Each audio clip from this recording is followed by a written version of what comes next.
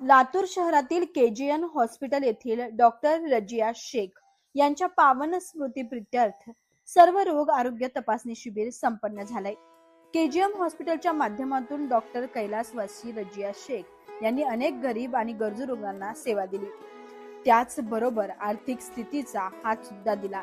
आज रजिया शेख यांच्या स्मरणार्थ डॉक्टर अमीर शेख यांच्याकडून त्यांच्या आठवणींना उजाळा देत सर्व रोग आरोग्य शिबिरांचं आयोजन करण्यात आलं होतं। या आरोग्य शिबिराला शहरातील इस्लामपुरा येथील महिलांनी मोठा प्रतिसाद दिला। त्याचबरोबर टेस्ट ट्यूब बेबीच्या माध्यमातून कांबळे दाम्पत्याला पुन्हा एकदा नवा आशेचा किरण दिला आहे। केजीएन हॉस्पिटलचे संचालक डॉक्टर आमिर शेख यांच्याकडे या दाम्पत्याचा उपचार सुरू होता, मात्र कांबळे दाम्पत्याकडे असलेली अत्यंत गरिबी आणि उपचार घेण्यासाठी नसलेल्या पैशामुळे त्यांना पुढील उपचार घेता येत नव्हते। यावेळी डॉक्टर आमिर शेख यांच्या प्रयत्नातून त्यांनी या कांबळे दाम्पत्यांना टेस्ट ट्यूब बेबीची पूर्ण उपचार मोफत केला आहे आणि आता या दाम्पत्याला नवा आशेचा किरण मिळाला आहे। काही डॉक्टर रजिया शेख यांनी आपल्या आयुष्यामध्ये अनेक सामाजिक कार्य केले आहेत। त्यांच्या या कार्याला उजाळा देत डॉक्टर आमिर शेख यांनी सामाजिक कार्य पुढील काळात करत राहण्याचं देखील सांगितलं आहे। कांबळे, राहणार नांदगाव, तालुका चाकूर। इथं सरचे थॅलेसेमिया पेशंट होती माझी 2।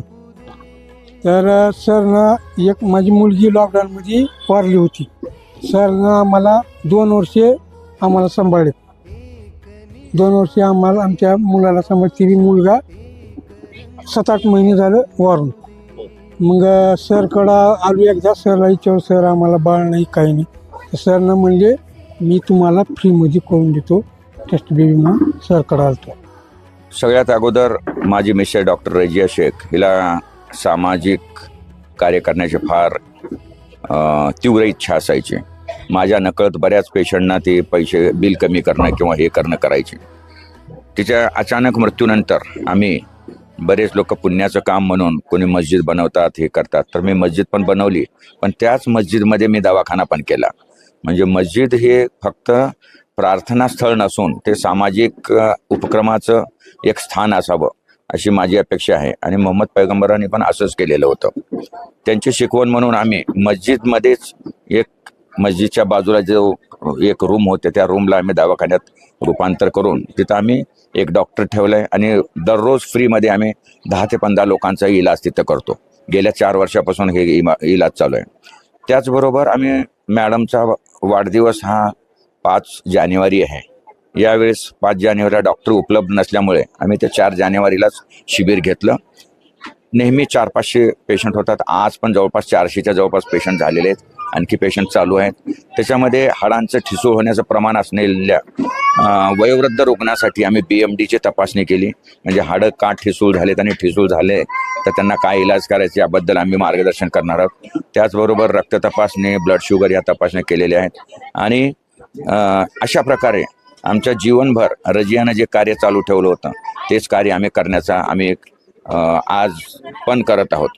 तसंच सदर या रुग्णाबद्दल, या रुग्णाची जी 24 तासमध्ये एक न्यूज आली होती की साक्षी जीवन कांबळे या मुलीला वाहनाअभावी थॅलेसेमियाचा पेशंट असून सुद्धा ब्लड ट्रान्सफ्युजन देता आलं नाही आणि नाव घ्यायलाही हरकत नाही, शशिकांत पाटीलने ही न्यूज दिली होती।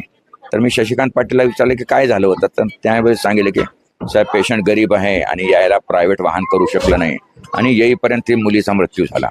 त्यानंतर आम्ही यांना बोलवून घेतलं, काय झालं ते विचारलं, आम्हालाही वाईट वाटलं। तर रजियाने त्याला सांगितलं की आता या बाळाचं उरले, त्या दुसऱ्या बाळाला पण थॅलेसेमिया होता, त्याला पण सेम ट्रीटमेंट लागणार होती आणि त्या कालावधीमध्ये वाहनं उपलब्ध नव्हते।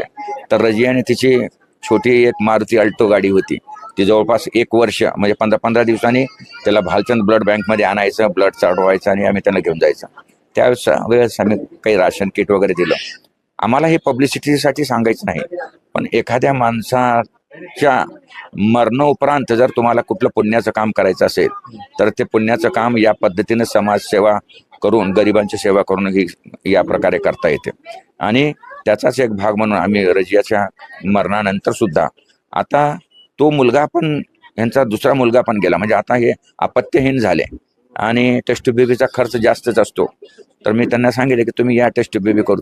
सुरुवातीला थोडेसे पैसे त्यांनी जमा केले, पण ते पैसे तपासण्यामध्येच संपून गेले. मग मी म्हटलं की ह्यांचं काही होऊ शकणार नाही, आता आपल्यालाच काहीतरी करावं लागेल. म्हणून आम्ही टेस्ट बेबीचा खर्च विदाऊट खर्च घेता आपण करायचं ठरवलं. आणि ईश्वरांची ही देणगीच म्हणायला पाहिजे, पहिल्याच प्रयत्नात ही सक्सेस झालेली आहे. बहुतेक आता बघू ती 1 बाळ आहे का 2 बाळ आहे, उद्या आमची सोनोग्राफी होईल आणि त्या सोनोग्राफीमध्ये कळेल.